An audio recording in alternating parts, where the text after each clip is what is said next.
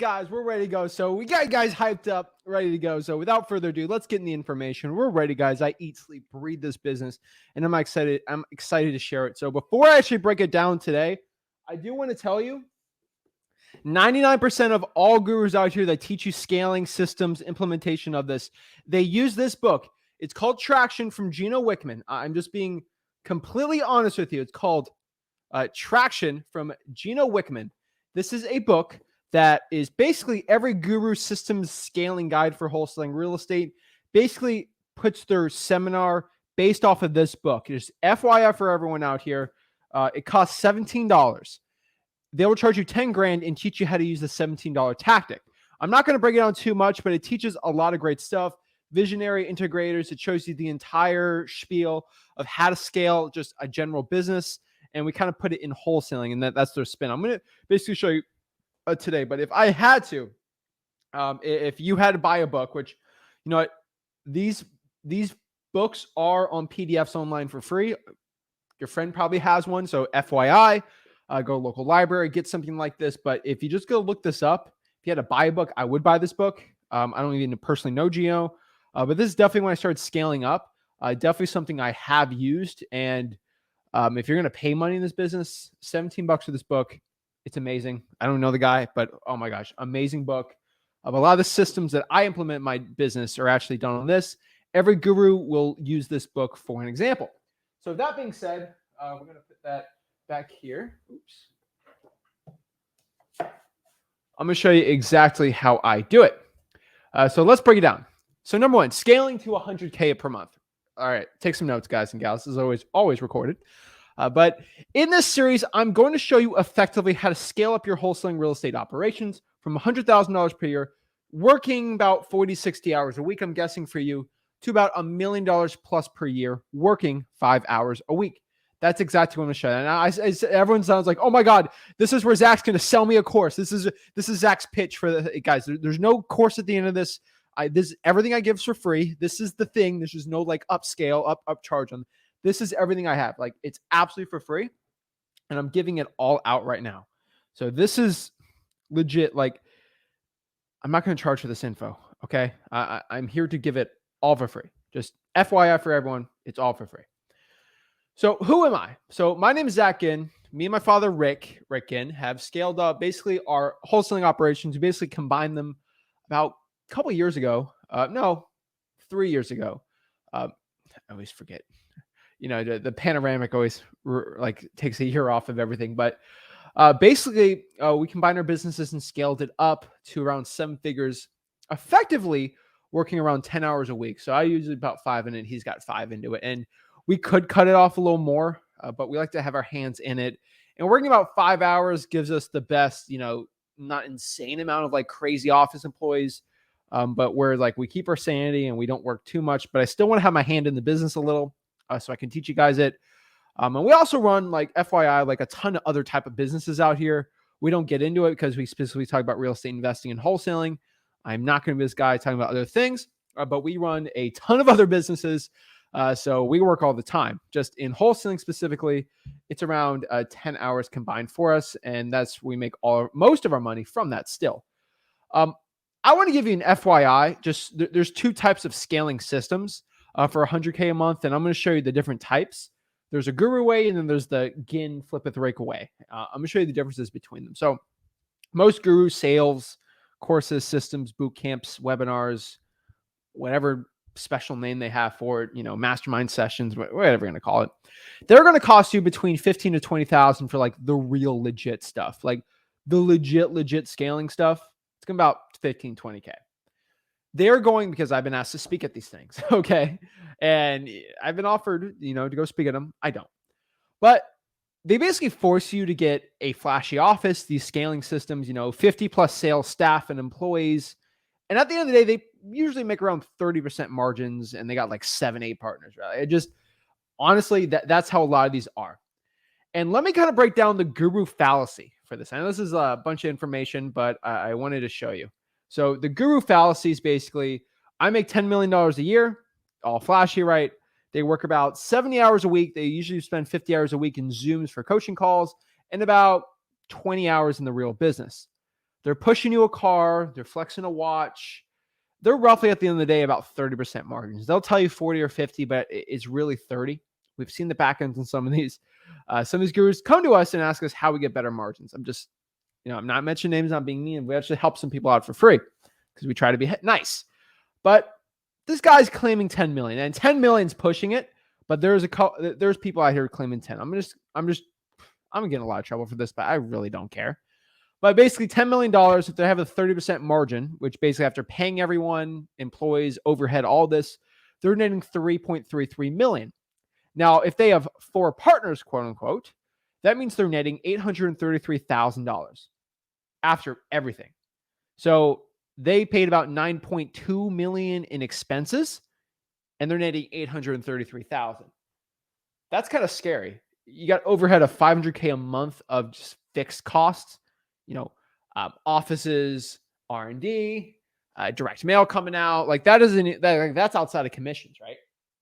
And the problem is if the business hicks up or something, you're losing $500K a month, and like you get sick or something, you're losing $500K a month. And if you're losing $500K a month and you're only making $833, you're burning through your entire salary for the year in 1 month. And that's a very scary business. And someone like Rick that's been through the 2008 crash, like you could lose everything. And this is how these gurus go broke and lose everything. Like you go hard or go home, right? And I don't like it. And they're always over levered. Like they all got all this debt. They're buying these insane complexes that they're just buying for retail. Never good. So let's say your guru's claiming to make 5 million, right? They're netting 400K at the end of the year. And if they dare be broke enough to claim 3 million with their 4 partners, they're netting like $250,000 to 275. This type of business is work, stress. You legit have a job. Like you're working 70 hours a week to make $275,000. That is a stupid job. I do not like that at all. You don't want it. Like who wants to live like that? I don't. And this comes back to why gurus push coaching. And I just want everyone to understand where I'm coming from when I come to my scaling guide.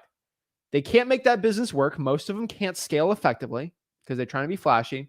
And they make more money selling the information than in the business. I get it. You make $1 million only working 50 hours a week. It's better than netting 250 after the partners, and you don't have to spend 9.2 million or not, And then you use the system they give you the system that put them in the issue they're in, and they're going to push that problem onto you. So understand when someone teaches about scaling, they're pushing their issue that they have with those low margins to you. And it's not good when you got that going. And so let me show you like what my guide looks like. This is what I teach. And this is what I'm going to show you. This is where these gurus come to me and be like, hey, how can I make my margins better? And all this stuff. Nobody effectively averages a $50,000, $60,000 per deal like we do in wholesaling real estate. And we got the checks to prove it, right? We're doing $100,000 deals effectively every single month now because we get our systems in place. It took me a while to get there, but we're making millions of dollars per year, running 60 to 70% margins. And that's because we like paying our people very well. We are effectively, me and Rick, working about 5 hours a week. You could do 10, you could go back to 5, right? It really depends. Now, what we do now, this is kind of what my business is per se. Everyone knows why I teach, why I like teaching wholesaling. I teach wholesaling. People learn a lot, and sometimes they send deals to me. We're making a lot of money on JV deals. I just, FYI for everyone watching this, I do a lot of real estate wholesaling deals because you guys send me a lot of deals. I make most of my money legit in my own business, making my $50,000, $60,000 deals. But like, I'm splitting like $20,000, $30,000 checks with y'all. Like, it's fun. Like I enjoy doing deals with the subscribers. And that is my end goal right here. This is why I help teach people out. Like, hey, if I can help you make $1 million per year and you start virtually wholesaling and you send me some deals and we split them, you're going to make a lot. Like my success is your success. Like when I do well, I teach you it and you do well. Sometimes you send me deals and we both make money. It's a win-win for everyone. And the United States is a really big place. You do a lot of virtual wholesaling. So FYI, we make a lot of extra dough from just doing JV deals on top of that, which we're going to show you too today, how you can start doing JV deals with people. Other way, probably not on the scale that we are, just because most people don't have the subscriber base that we do. But we're probably the largest YouTube channel that is JVing actively with the subscribers. So it's working well for us. So JV deals on top of that, basically 100% profit per se. Like obviously I got to pay my people, my dispo team on it, but you got to remember too that like if I can do 5 to 10 like 10 $15,000 deals per month, that's like it's a good amount, y'all. Like I'm just telling you, like if I can make like 100K a month on just JV deals and I give like my people like a 15% cut on that and then I cut that in half, it's a pretty healthy amount. You know, you can almost make $1 million just from YouTube, from just teaching people. It's pretty cool. And I do deals and it gives me a better pulse on the industry. I don't have an office. I have very low overhead and there's very, very low stress in my business. That's the coolest part about it. Like you guys see what like I'll go travel somewhere for like I'll go out of the country for like a couple of weeks. I don't have to deal with it. You know, like these gurus I have to go on like weekend getaways. It's like I go on a 2-month getaway. You know, still make the same amount of money. And that's my problem. I want to tell you is the way I do this, the way I'm going to structure this today, so everyone understands is I have family. If you know this channel, if you know the way I do it, the way Rick do it, the way we preach on this channel, family over everything. You know, you put your family first, your health and your finances. Like if you can have these in place, that's what everything is. And I value spending time with my family and my friends. Just FYI, I do not want to be working 100 hours a week. I love making a lot of money and I love spending time with my family. I'm going to show you exactly how you can do both of them. You know, if I don't have any kids, you know, I have no pets, right? But if I had a kid, you know, in the future or something like, and I was married with like a family, I would want to spend every waking moment with my family, you know, and I want you to understand why you got in this business for freedom. I don't want you guys in this business to start working 100 hours a week and then you're away from your family. You know, that you're almost better off at the job. So I want to show you exactly how to effectively live the life of your dreams. FYI, guys, like I make enough money passively. Like I make a ton of money wholesaling. I put that into passive income and I don't have like, I could just go ghost on everyone and live the rest of my life, you know, on a nice beach condo somewhere and just never deal with anyone ever again. So it's very low stress, you know. And that's what I want to teach you today. No one really teaches about this. And it's fun, you know, you start turning, I love video games. I love it starts turning into a video game, you know, like how do we keep pushing the numbers, right? It's fun. So here's the last thing I want to bring up with you. And then we're going to get into the kind of the business structure today. But let me break down the deal numbers issue. And this is something not like a lot of beginner wholesalers get caught up in. This is kind of like the shiny object syndrome. And I want people to understand this, but stop getting caught up in the amount of deals that someone's bragging about, the amount of deals you should be doing. You should be focusing more on the net. Is the title of this 3-day seminar type thing, whatever you want to call it, is this a how to do 10 deals a month? No, this is how to do 100K a month. If you want to make 100K a month, you effectively could do 2 deals a month. Like my average margin is 50K, that's 2 deals a month technically. Now I do more than that, obviously, but that's 2 deals per month if you know how to make those systems correct. I'm not telling you how to do that. I'll show you how to do more. But don't get caught up in the amount of deals and just understand you have your local guru, coach, or whatever. They're like, oh, I did 20 deals in a week. Or you go to someone else and say, I did 2 deals this week. What sounds sexier? What's going to sell the most courses? What's more stressful? And you're going to be like, oh, 20 deals is way better. Let's kind of break down the numbers, right? Because the average amount of deals people are doing, it's kind of getting crazy. So this is something that took me a while to wrap my head around. And this is something that's very shocking to most people, but it's true. One $3,000 assignment deal requires the same amount of work as a $100,000 assignment deal. I'm going to get flack for this, but that is the honest truth. I will fight anyone tooth and nail about this. I've done $100,000 assignments. I've done $1,000 assignments. Every single assignment deal requires the same amount of work. It is the same process. You're going through the same hoops with the seller.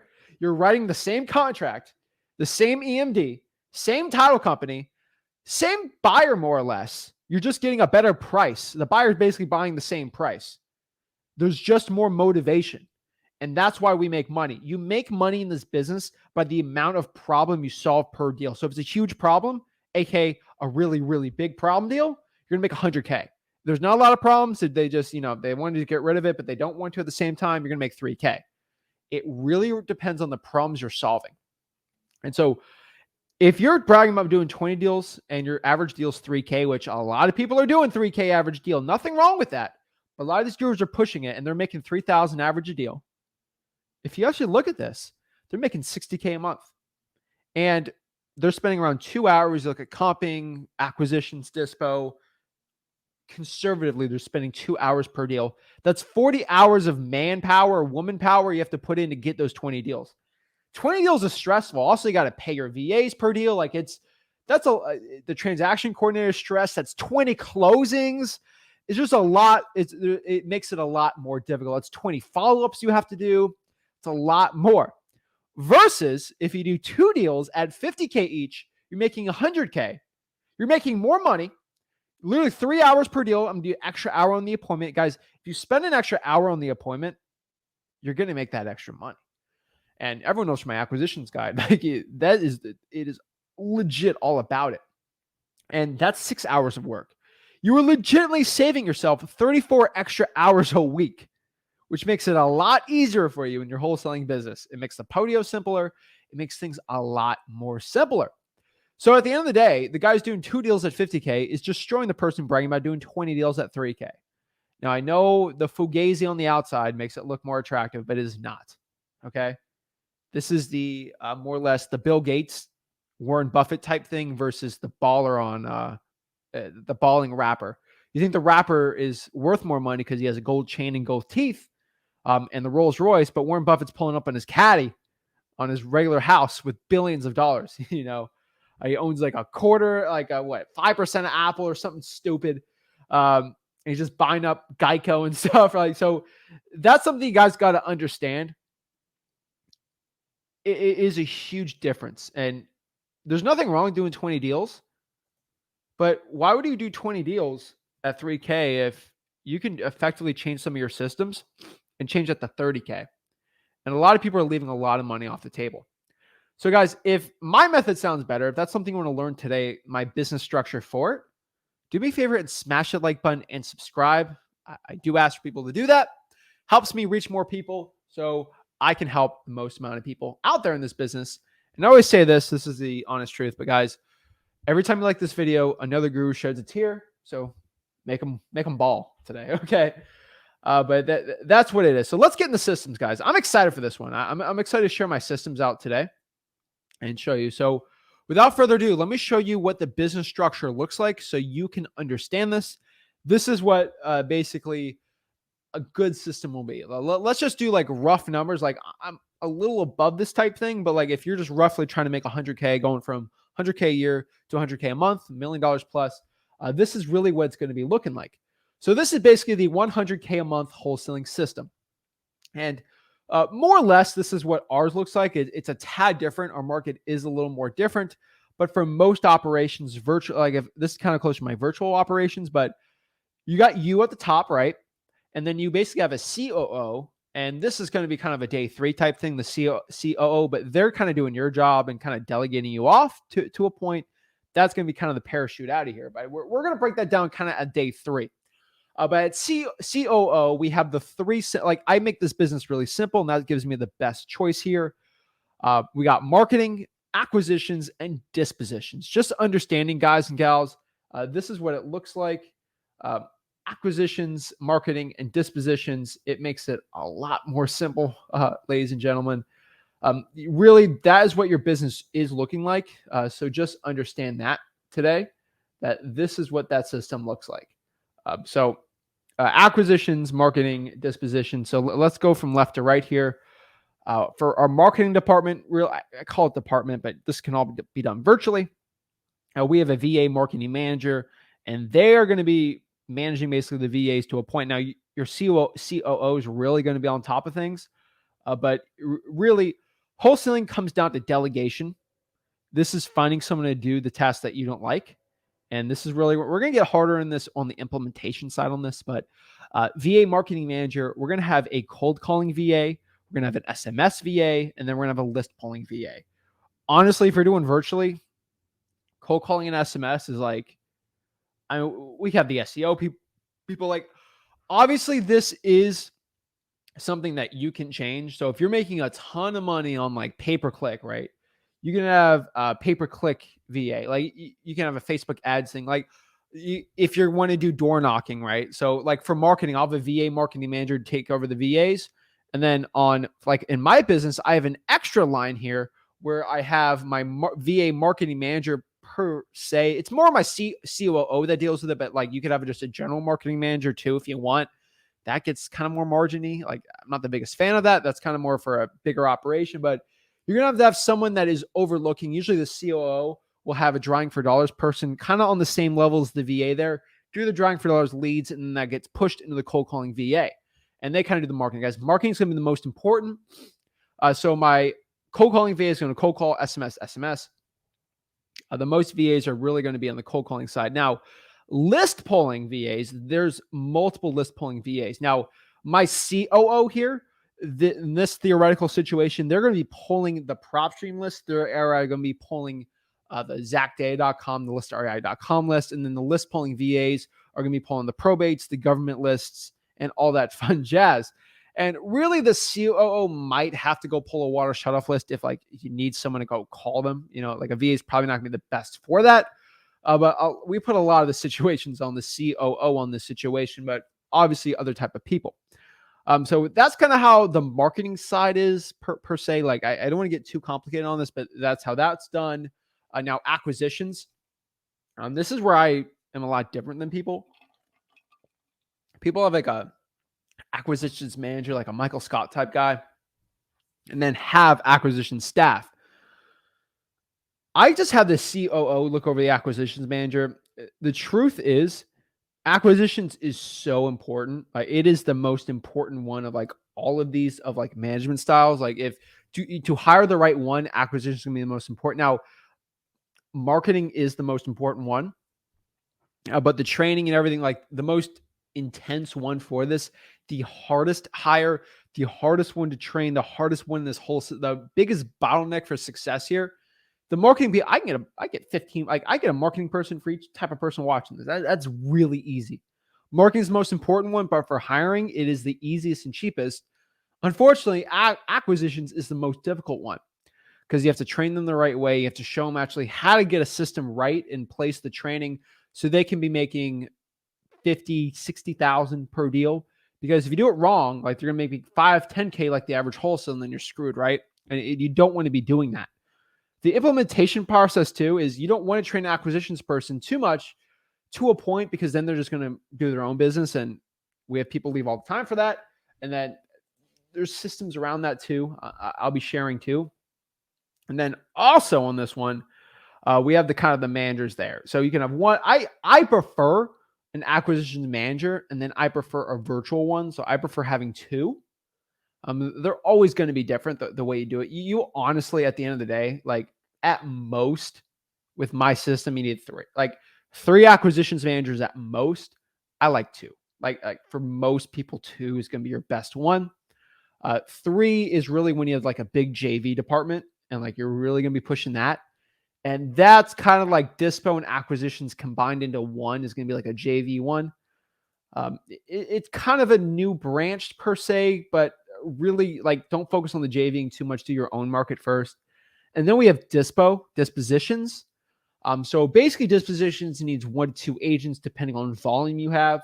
And then you're going to have a cash buyer VA. And that cash buyer VA is going to just be focusing 100% on pulling cash buyers and qualified cash buyers for you. And they get paid per hour and they get a pretty good amount of money per qualified cash buyer. And that's how we build a lot of good lists. And that's really all you need for churning an operation really well. The next question here is, here's my favorite one. You know, it's like, you pay all this money for the seminar and they teach you this and you're like, how much do you pay them? They're like, oh, I don't know. And they're like, well, you got to figure that. It's crazy the way they do it. So let me show you exactly how you pay these people. So I changed the bottom right one because we kind of upped it a little more from last time just because of things. But really what we do is your COO should be getting about 10% of all your deals. And then you give them a base pay. That's usually what we found the best to be, because they got to make more than the acquisitions manager. Your VA marketing manager, they roughly should be making about $50 per deal, and then about $200 a week. Like if they're really pushing things and they're managing really well, I don't see any problem with that if you're running an effective operation. Obviously, it's one hire at a time, right? And basically, the VAs there, they're going to get paid $25 per appointment they get, $40 per deal, and then basically $4 to $5 an hour, closer to $6 now. That list VA is probably closer to $7. I'll add an extra dollar onto that. Things do change, and obviously, we're making more money. We want to pay our people better. Acquisitions manager is roughly 10% of the deal. If they're doing 3-4 deals themselves, and your average deal is $40K, that's pretty. Like, I mean, they're making like $12K a month. You don't want to cap them, and it's good. Like, honestly, most that's perfect, right? And then your COO is going to do well too. Now that base pay is dependent on like what you're going to do. You could do, I don't know, like each one's different, right? Like you could do 3K a month, 2K a month, 5K a month. Like it depends how good that COO is. It depends how much the burn they're putting off. Now, if you're working 5 hours a week, you're probably going to push them to 4K, 4 to 5K a month. Like if they're making good, like you're in the multiple millions, you can push that to 6K a month. Like it really depends, right? And then it really depends on the base, right? And then you go to dispositions, right?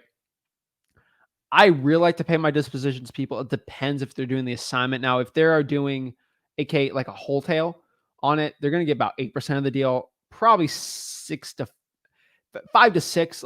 Obviously, if you're making less, you got to give them more of the deal. And if you're making more, you give them less. And the cash buyer VA is $6 an hour, and we usually give them 20 to 25 bucks for a qualified cash buyer.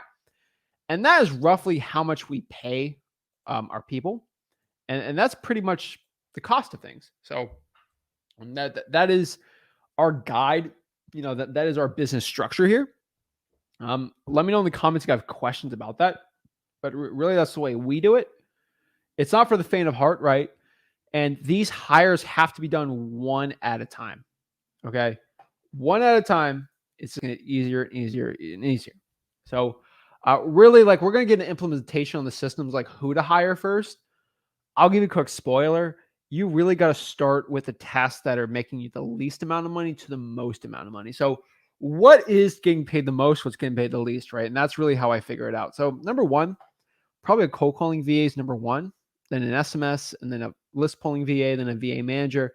Figure out marketing, acquisitions. We like to do the acquisitions training, and then probably dispose last. But like the last hire is acquisitions manager, but they're going to take forever. And then COO technically last, but like depends on it really depends per se. But yeah, the COO is basically who you should be. Like you don't need a COO, but like that COO is going to be working 40 hours a week, making sure the whole operation is going smooth. And most people are their own COO, and they're going to cost the most money. Now you can be like 80, 90, you'll probably be at 80% margins without the COO. And then they kind of bring it in, but like you're not working the business anymore. And that's pretty cool. So the last part here is let's kind of talk about the truth here of scaling in this business. But scaling requires delegation. And I think everyone knows that. Like what I said, this is one hire at a time. There are growing pains when it comes to scaling your operations. And like I'm going to always say, but you, especially when you're starting to scale out your business, just understand that you will work more. You're going to make less money the first 1 to 3 months when it comes to scaling than if you weren't. You have to understand that coming in. You're going to make less money and work more and be more stressed your first 3 months in scaling than you are if you're not. And that's because you're just spending time training and you're paying them and they're not making really any effective money. The money comes when you train them. So let's get it going, guys. 100K a month systems guide. Let's break it down. So number one, today we are on day 2. So what we're going to teach today, we're going to be breaking down our systems implementation today on day 2. So basically we're going to first be hiring. So we're going to break down, you're going to start hiring people to do what you do just slowly until you're not in the business anymore. So figure out basically what you're doing in the business this week at 100K a year, and then start hiring people so we slowly get out of that system. Keyword is slowly. You're Slowly. not changing everything overnight. This is a process. Yes. Because you still got to keep the revenue coming in and running your business. You can't just hand the keys over and walk away. You're not set up for that. No, not yet. So the one thing you got to understand, this is always a funny picture, but it's absolutely true. Is that me on the right? I guess so. I guess I'm on the left. But you have to understand wholesaling real estate like basically a mini-me to a point. So you're going to be on the right, and your employees that you're hiring for your system are going to be on your left. What you have to understand is it's going to be your mini-me. Does that mean they're going to be as effective as you? No. But they're going to be pretty close, like 70, 60% of you. And that is the best you can do. So understand, you would rather get 100% of, you'd rather get 60% of $5 million than 100% of $1 million. And effectively, the mini-me is going to be running your operations because they're basically you, your mindset, your systems. They're not going to be as good as you, but you can't do everything together. You can't be on the phone 25 hours a day, but your employees can. And that is basically the point. And it's kind of funny, but it's the absolute truth. You are going to look for your mini-me. So you look for a cold caller. You're going to make that person you, a mini you, when it comes to cold calling. Like that is the point. That's exactly how we do it.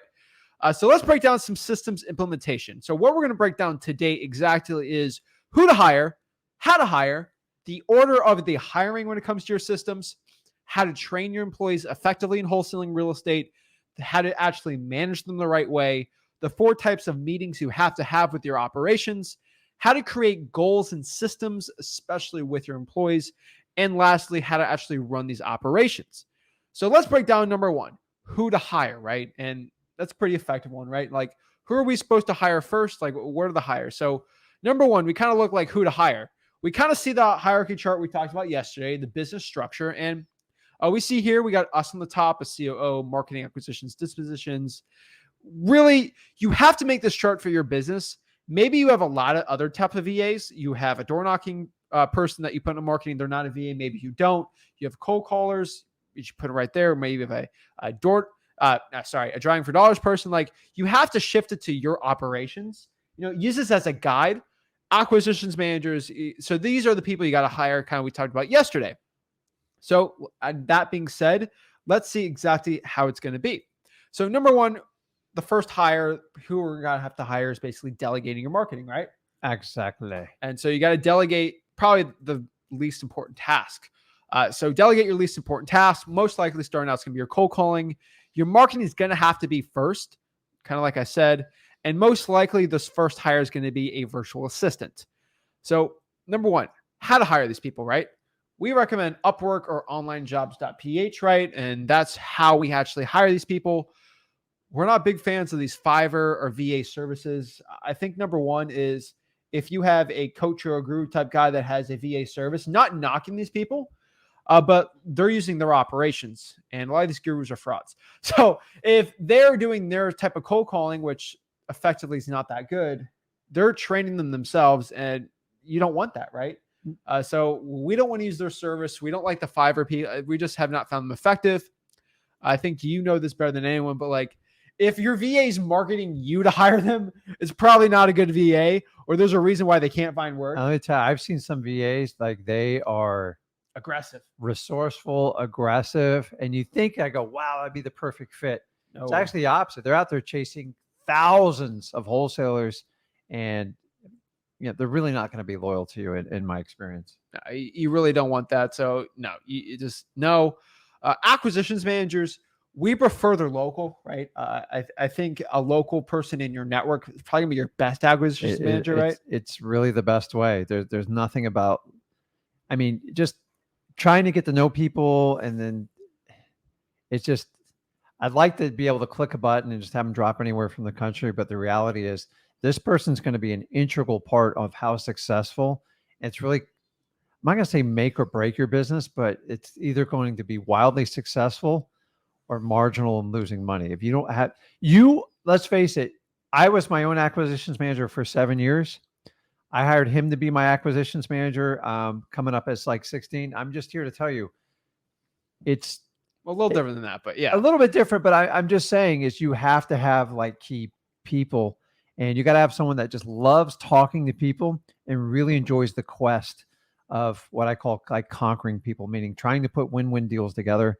And it's critical. So local people, people that love to talk, people that love the thrill of the chase. And it's not for everybody. Exactly. So we recommend, bartenders, salespeople, if you have to. Indeed, we're not the biggest Indeed people, but if you have to, sure, right?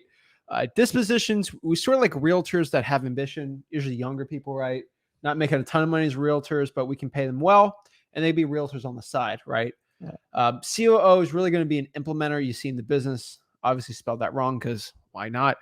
Um, so what is the order of the hiring, right? So this is basically the system we recommend on the order you should be hiring at. Number one is marketing. I would tell you right now, first 1 to 3 months, or basically scaling up from 10K a month to 30K a month, should just be hiring your marketing people, right? Your VAs, list polling, things like that. Number two should be your dispositions, maybe a transaction coordinator. They can kind of be the same thing if you pay them enough, right? 3 to 6 months, start doing 10 plus deals a month. This is really when you start hiring that. Then lastly, acquisitions person, 6 to 12 months, and then a COO wants to hit $50,000 to $75,000 per month of profit. And let's break down first, because the one thing got lost. I don't know why that one slide got lost. Got eaten by the metaverse. I don't know what to tell you, but one thing I'll tell you is how to train your marketing, right? And the one thing we have done with training our marketing is not like how we train you guys wholesaling. It's kind of weird the way we do it, but what we've done training you guys has been very effective, right? We have a lot of people doing well. I first started doing this type of training system, like with the slideshows and talking about things when I was in college, just teaching my cold callers how to do it, right? So what did I do? How do I teach you guys how to cold call, right? I cold call live. I click record and I start cold calling and I start closing, right? I did that in 2018 in my college dorm. I started closing people virtually. I just recorded it and then just sent that into like a little unlisted YouTube video in a module. And then I just sent that out to the VAs to learn. Like I released a virtual wholesaling, me closing a deal over the phone.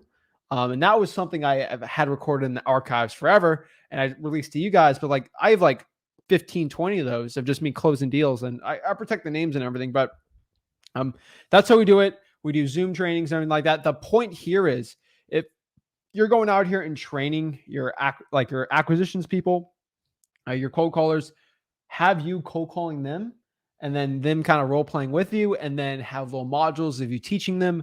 That's going to be the most effective way to do it with their marketing, right? And like, for example, for the list polling, how we teach our probates, like in our county, I spent 2 hours like 3 years ago on a screen share of me just pulling probates in my county, showing exactly how to do it. And that was like 2 or 3 hours, but I showed effectively how to do it. Mm-hmm. Once you basically give that to a VA, pretty easy to do. So that's really what we recommend. When I hire people to do like the bandit signs for us, I would literally create a map of where to put the bandit signs effectively. It's kind of like the peanut butter and jelly sandwich, right? Yep. You got to show them. And that's the most effective part. So that is basically how the order of hiring should be. So how do you train the acquisitions managers, right? This is a lot more intense, right? We recommend the 3-3-3 approach. A lot of people who follow us know this, but we'll explain it one more time.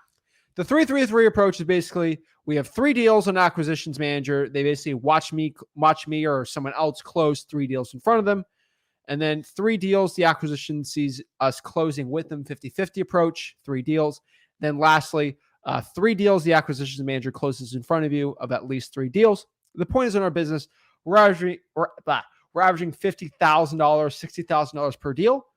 I need an acquisitions manager to close at least 3 of these deals for us, absolutely, like in front of us, so we know that we can actually trust them with that, right? Someone's asking if this is live or pre-recorded. It drives me crazy. I always get asked that. You know what? This is pre-recorded. Okay. Fine. All right. Guys, it's a lot of information, so we have to get through it so we can help everybody out with the one-on-one. But I'll just tell them it's 5:21 p.m. Eastern Standard. So whatever. All right. So I gotta flex on the people with the fake live. So we're live. Are we live in the comments? I think we're live in the comments. Live in the comments. All right, so let's break it down. Is that, all right, so management. Live in the comments. Let's break down the management side. And management's a very, very tough piece to learn, like starting out, right? But there's some management tools we can give to you, right? Mhm. So number one is don't overmanage, right? Yeah, it's listen. I broke this rule. I broke this rule. Well, the problem is you want to be in control of everything. Like that's why a lot of people got in the wholesaling. And I'm here to tell you, there's at some point you have to actually let control go. So you got to learn through delegation, but um, you're not going to be in control of everything, but you are in control of everything. So it's kind of weird, but Yeah. you got to let people go out. You got to give them the tools. You got to educate them on exactly step by step what to do, and you're going to have to let them. And sometimes they're going to fail. And your ability to auto correct them, kind of like your iPhone does, you can't do it. You got to let them make a mistake and let them kind of sit in it. And then the key is you have to lead by example. You can't just sit there and bring them in like you did in the principal's office. Yeah. I spent a lot of time in my principal's office. Is you have to lead. So when they have challenges, you basically can call a customer back and then you do it and you teach with them. But do not sit there and interrupt them in the middle of anything they're doing unless it's a matter of killing the business or hurting somebody. Exactly. So just don't overmanage your employees. Painful. What I've learned is, I mean, trusting your employees, but the one thing I've learned that's gonna be the best success here is trust first, but always verify. You gotta let some employees make mistakes. One way you teach employees not just say. Sometimes they have to go out here and make a mistake on their cold call, and that's how they learn. Yeah. People learn in different ways. Well, some people, the fee is like, here's how you look at it. The employee makes some mistakes. Sometimes they're financial. Like there's some contracts we just have to get out because they don't work. Yeah. And usually in the first 3 months, you find that out. But say a year into it or 6 months in, they make a mistake and you're stuck with it. And maybe you're forced to buy a property you didn't even want to, or you have to negotiate your way out of it. You got to look, that is a life lesson for that employee, and either they learn from it and the value follows forward to your company. If you fire them, you got to start over and you can potentially make that mistake again and again. Sometimes you think firing people solves it. I'm here to tell you, sometimes, unless it's an ethical or a serious financial consequence, you're better off letting them learn from it and empowering them so they don't make that mistake. And that's a better employee in the long run. Oh yeah, 100% here. Just so I understand, first trust, but then verify, and then we record all of our lives with our employees basically through 2 platforms: marketing, cold calling. They're basically going through ZachDialer.com because we record all their calls, watch them live, and make sure. One big tip I can give to you for cold callers, because cold calling is so important in our business, which I've done since I first hired people for cold calling. I'm crazy. I know I'm an insane person. So just that being said, everyone knows I'm insane and cuckoo. But I actually, like, every 1,000 like contacts they have, one of them is actually going to be me personally, like no one else, no acquisition manager, no one, not you, me. So when they have to call, a percentage of those calls, they know within a week, they're probably gonna have to call me once. So when they make like 1,000 dials, they don't know if the next call is gonna be Zach in because it's a fake name. Oh my God, it's gonna be Zach. It's gonna be the boss. I'm cold calling. I'm telling you, you're gonna be on edge. I learned this when I worked at a grocery store. Right, we had mystery shoppers, and the cool part is like the head manager for the county or region would be like a mystery shopper.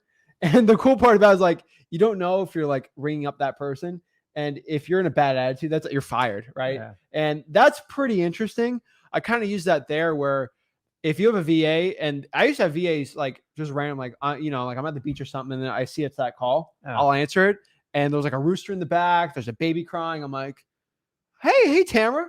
Yeah, but and then boom, they're fired, right? And then sometimes I get a call, I'm like, wow, this person's closing me, right? It's very important to have them on edge to a point where they sort of look at that, but like not too crazy to a point. But it works really well. Yeah, the data doesn't lie to you. When I had a corporate job, you ready for this? They would call each of the locations and do a customer service, and then once every 2 months, they'd have a conference and they bring in, I mean, like 500 employees. Yeah. And then they would play like 10 of them. And when it was your office and it was you literally wanted to crawl on a desk. Now, the problem with that is you embarrass people so bad, they just don't want to work for you and they quit anymore. No, you don't embarrass. I think there's better ways to sit down. But like, here's the thing, a recorded call, when we had the ability to do that on a small company scale, it changed the game because like the data doesn't lie to you. Like it is what it is. You can't sit there and spin it either way. Either you tried to get the deal or you just weren't nice to the customer. So it's integral. And like the thing is, it doesn't really cost a lot to do it anymore. And it's how you keep your employees honest. And guys, remember, we pay a lot of money, put a lot of energy in finding these leads. If you're going to delegate that task when you get to that point, it's everything. You have to do it. Do not avoid it because it's going to be problematic. You can find out how often they're answering the calls, how much time they're spending with them. You can get so much data from it. Don't overlook it. Exactly.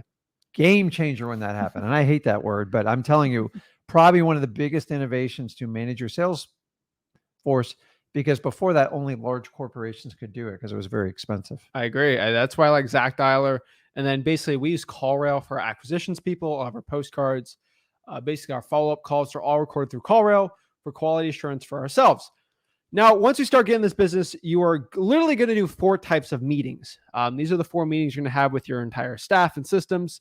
You're going to have daily meetings, you're going to have weekly meetings, and then quarterly meetings and yearly meetings. Have the COO do the daily meetings, not you. Weekly meetings, quarterly meetings, and then yearly meetings. That is the effective way to do it.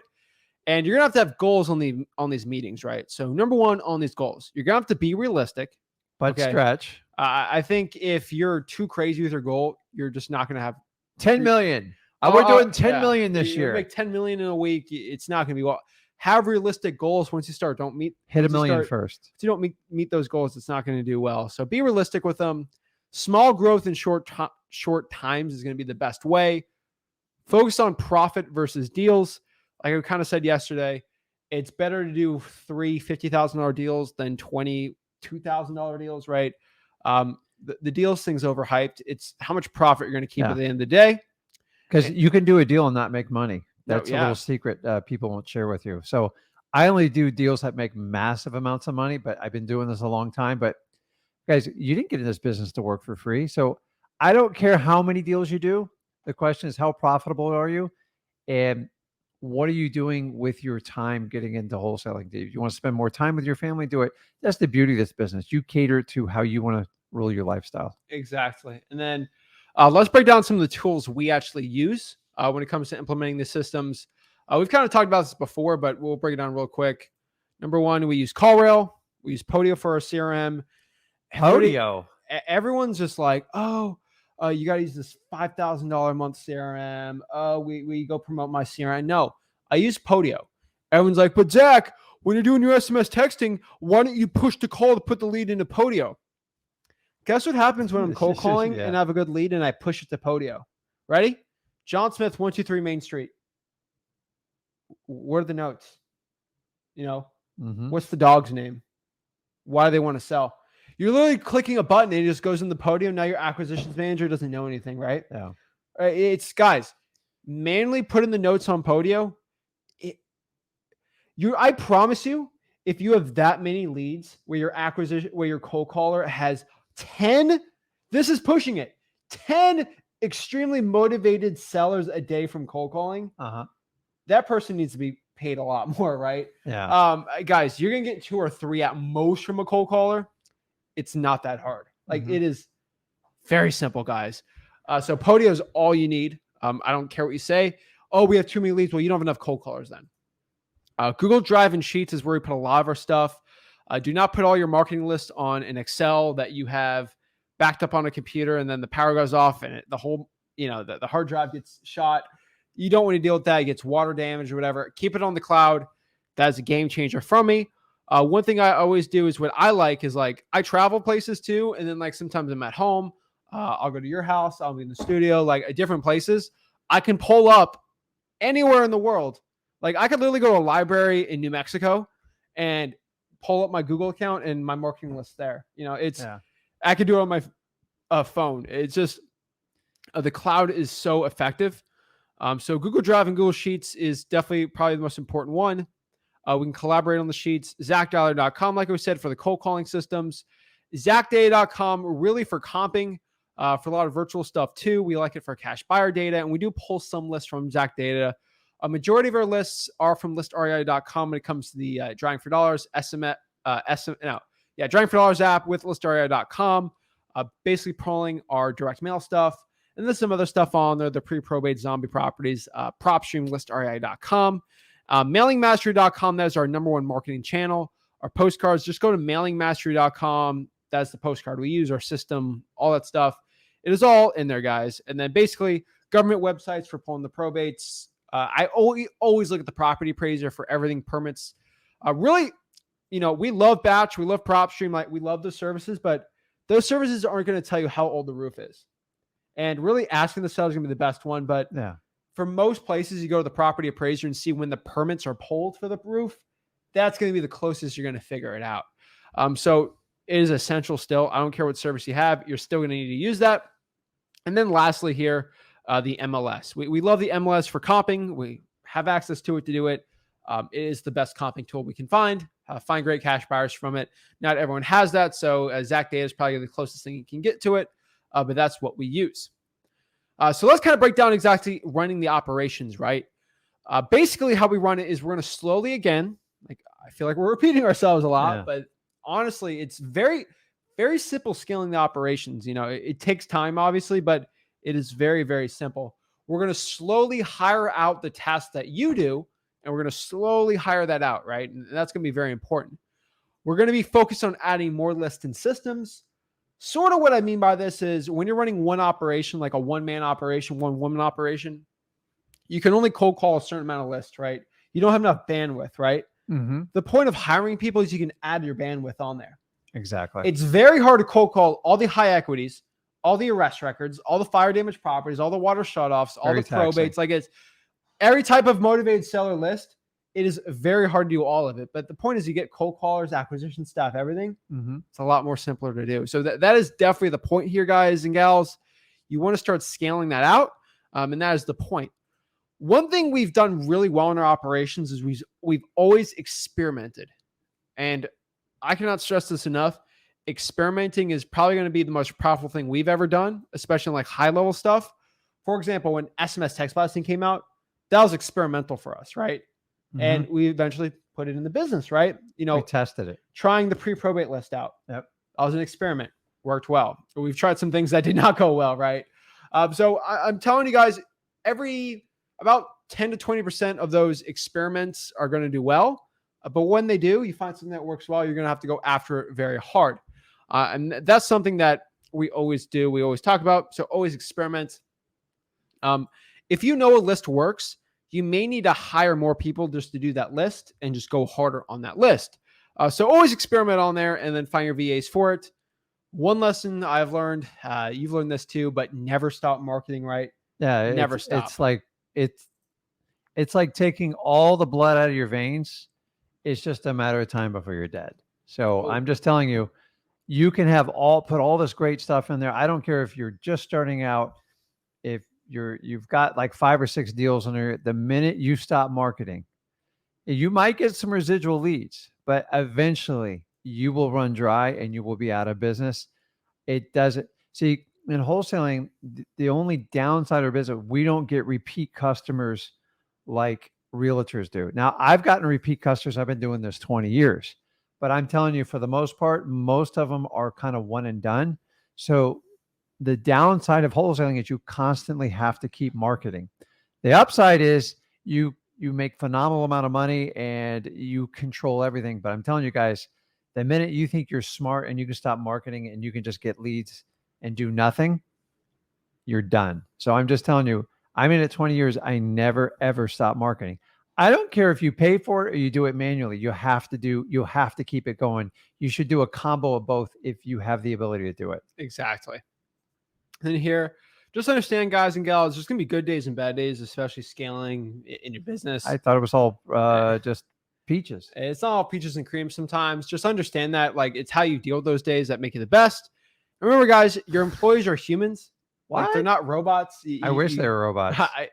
People do. And the truth is, you got to treat them with dignity and respect. They're human beings. I don't care if they're from the Philippines. They're not. They're people you got to treat well. And lastly, figure out what drives your employees. A lot of people aren't driven just by money. It's how they're treated too.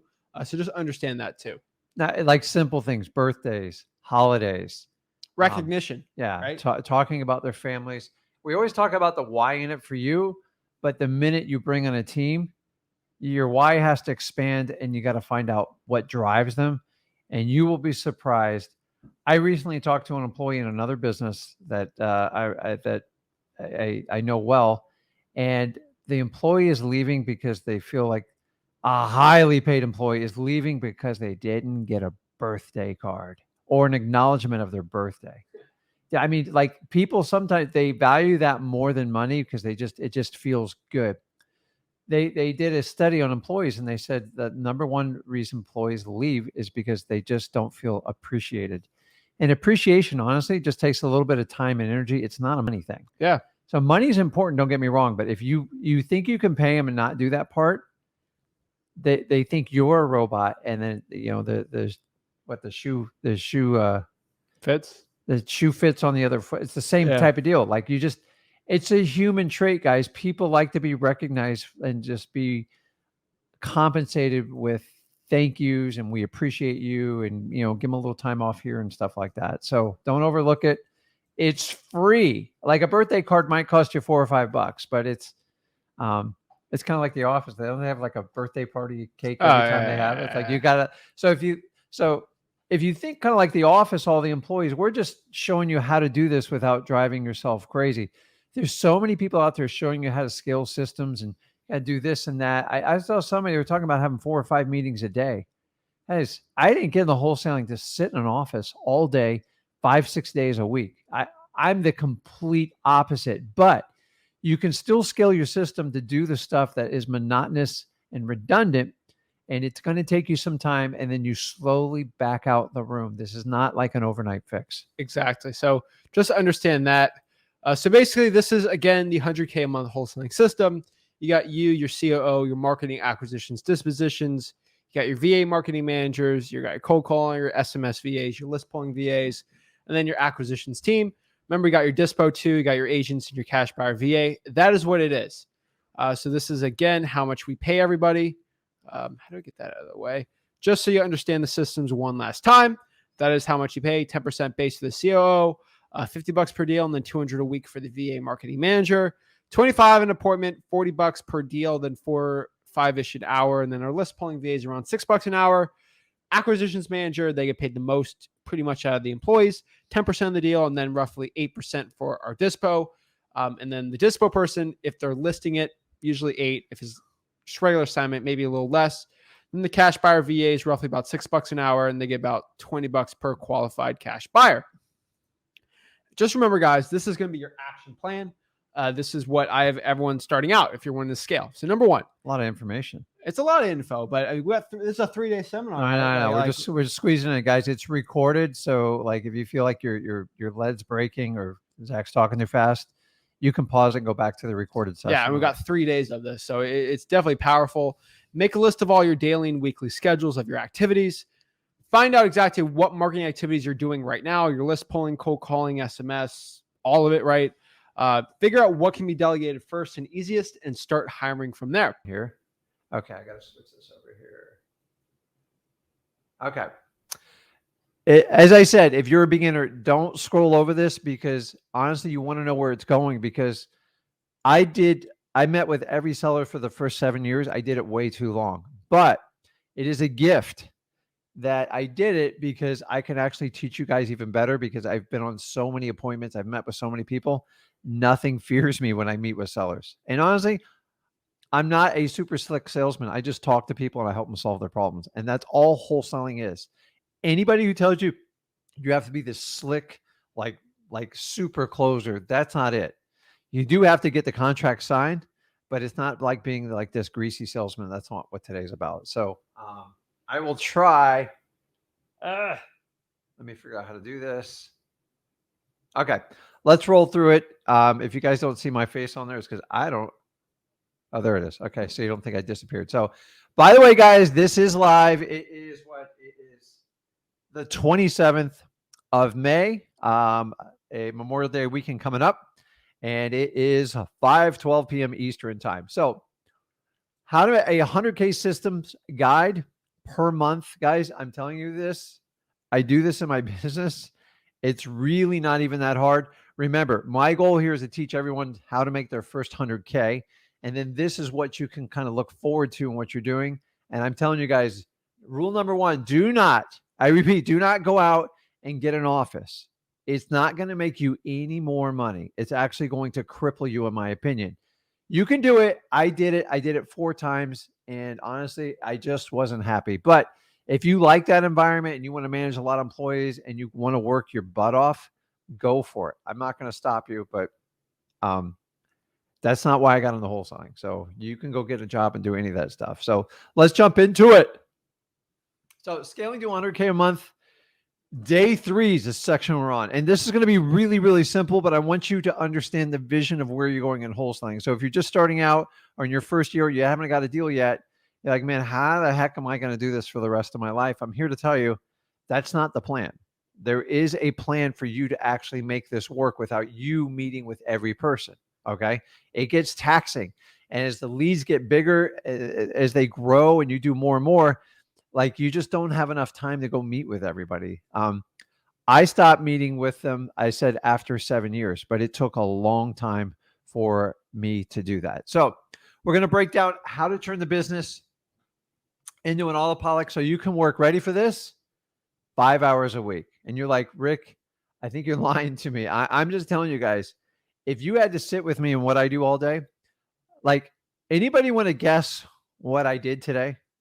Put it in the chat comment. Take a wild guess. Okay.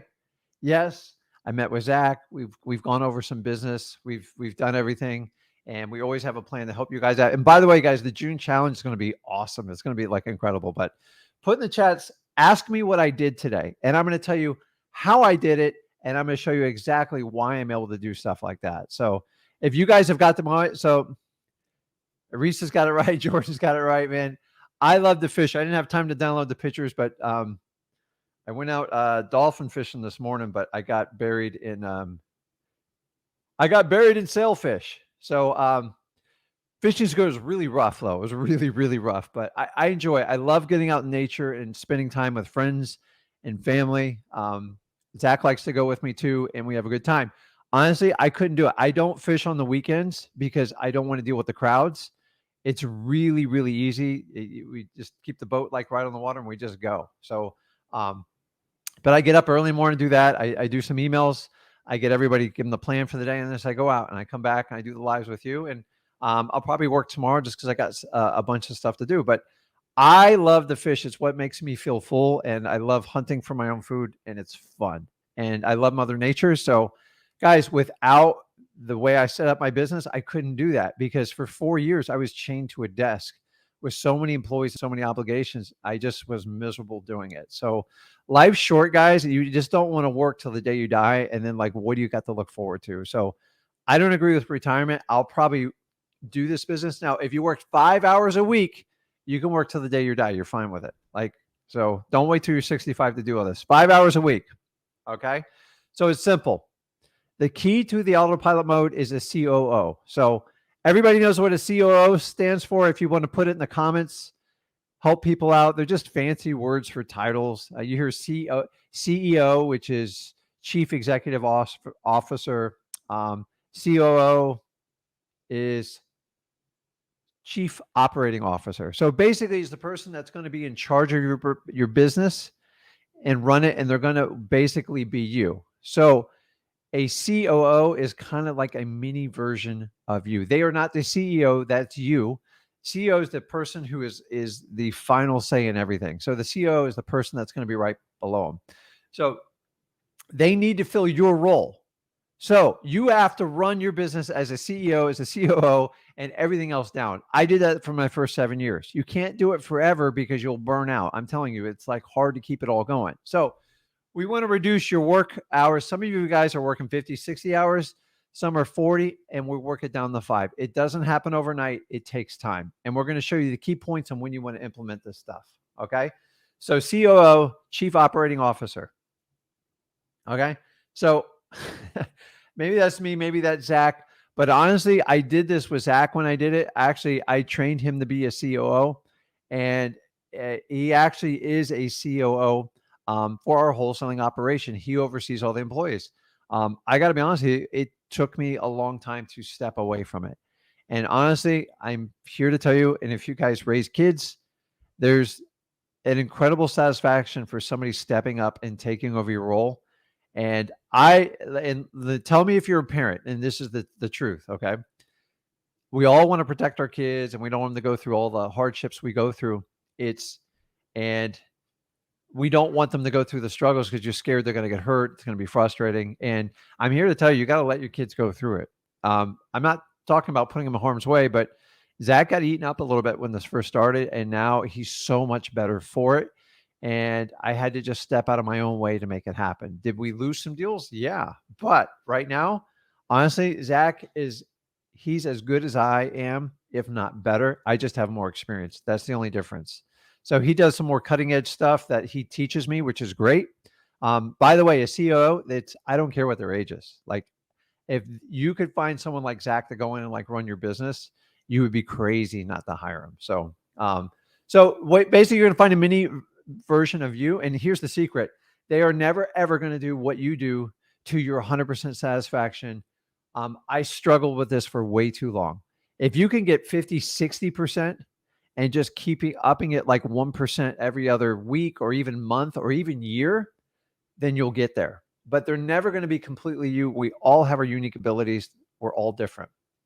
So how do you find the right COO? This is like the biggest challenge. How do you find your own mini me?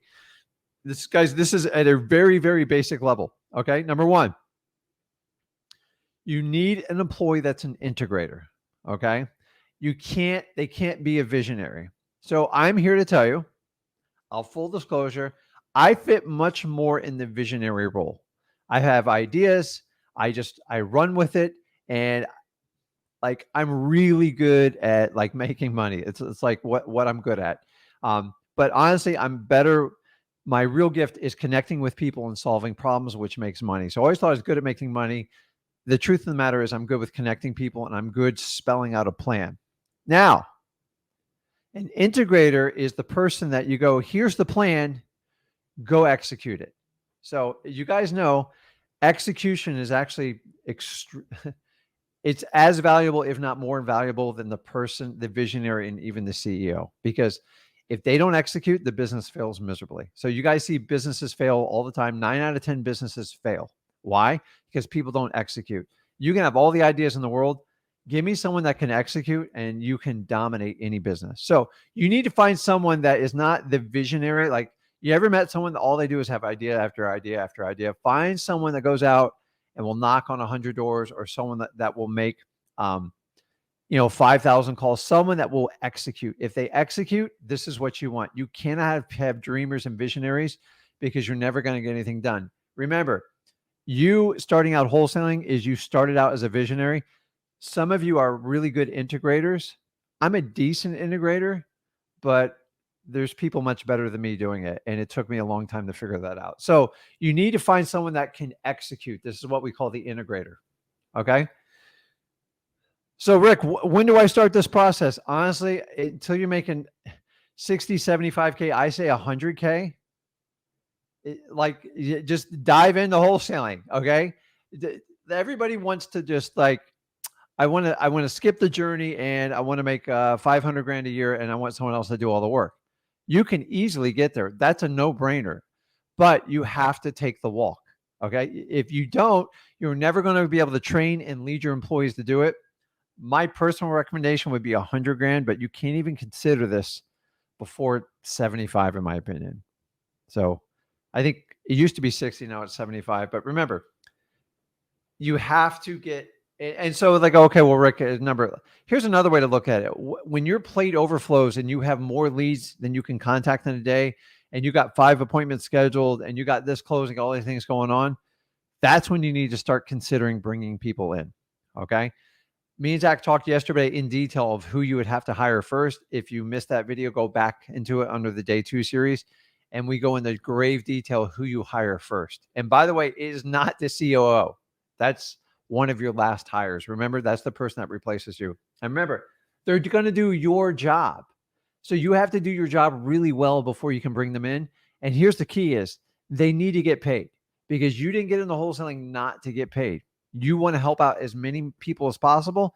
And in return, by solving as many problems as possible, you will be rewarded, and it is going to be through your finances.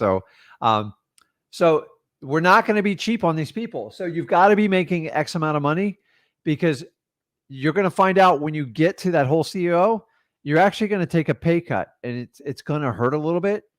But remember, you're not in the business every day. It's like a stock that you know is going to go up in value every month, and all you have to do is collect the check. But you do have to follow up with systems on it.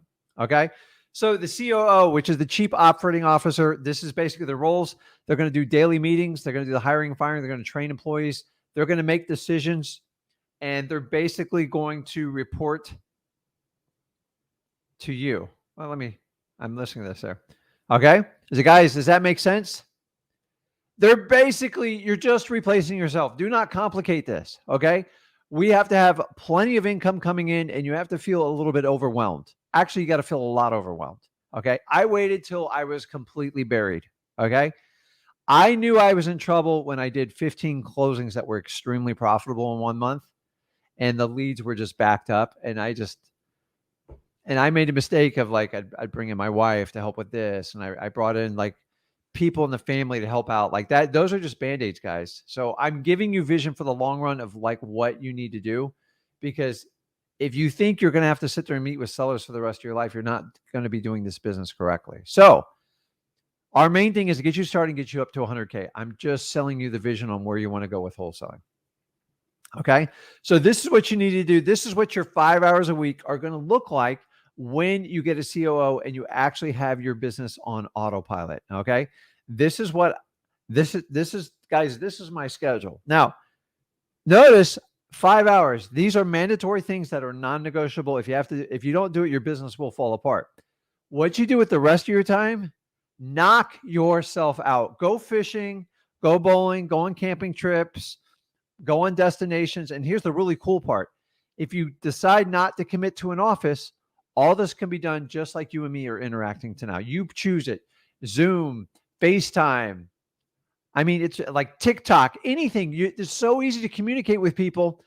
A lot of CEOs in the old days, they had to be in your local community. It's kind of nice if they are, especially if you're new to it, but you can hire anybody in the world to do this job. Okay. You can find the best quality. If you can handle that, some people can handle that. But if you're running a virtual business, it opens up so many more opportunities of the type of people you can hire. So number one, you can do an hour of meetings. Okay. Meetings are with who? You're going to meet with your COO. You're going to go over your KPI numbers. You're going to make sure leads are flowing, contracts are flowing.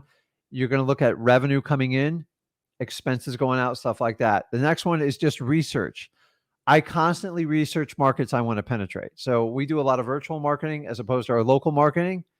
And we actually have two different types of salespeople that handle that. They're completely different fields.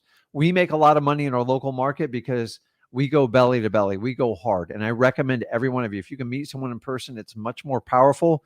70% of all communication is nonverbal. So if you're new to talking to people on the phone, it takes a while to find those little subtle differences. And sometimes the difference between 10, 20, and 50K. Okay. Then you go over like deal analysis. You constantly are looking at deals and you have the final say on them. So like every day I get a spreadsheet of deals we're working on. And so here's the deal. I'm down to twice a week now. So I used to do it every day. I'm like, this is ridiculous. I'm not just going to look at like 4 or 5 deals. Let's look at them all at once.